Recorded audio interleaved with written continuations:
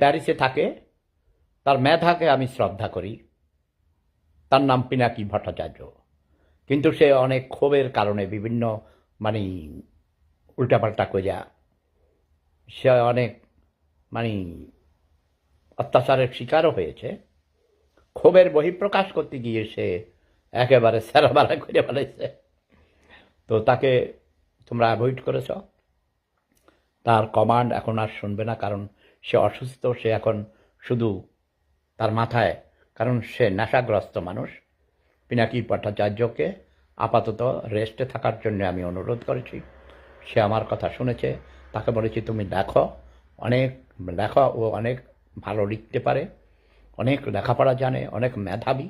তার ভালো দিকগুলো আমি বলছি। ভালো মানে সৎ মানুষেরা হঠাৎ করে কোনো বিপদে পড়ে গেলে, হঠাৎ করে খেপে গেলে, তারা তখন খুব বেশি ক্ষতি করে ফেলে। তো পিনাকি, অনেক ভালো থাকো দাদা। তোমাকে আমি অনেক ভালোবাসি, তোমার মেধাকে ভালোবাসি। You are very smart guy. বাঙালিদের মধ্যে এরকম সুপুরুষ, এত সুন্দর স্বাস্থ্যের অধিকারী। যদিও বলেছি তোমার নাভিয়া বলেছে 3 ইঞ্চি নাকি। 3 ইঞ্চি কোনো ব্যাপার নয়, স্ট্রং হইলে হবে। তো তুমি কিছুদিন রেস্টে থাকো দাদা। আমি শুধু অবজার্ভ করেছিলাম, তোমাদেরকে বলেছি। আর ওটার নাম আমি বলবো না, আমেরিকাতে থাকে এটা। ওটা রাজাকার, ওটা জঘন্য খারাপ। জামাত শিবিরও তাকে অ্যাকসেপ্ট করবে না, করে না।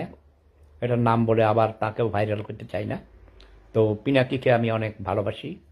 আমি সর্বপ্রথম যে আন্তর্জাতিক পর্যায়ে তার বিরুদ্ধে যখন প্যারিসে মামলা করেছিল, এই ভিয়েনাতেই আমার এক ছোট ভাই, সে আওয়ামী রাজাকার এম নজরুল ইসলাম।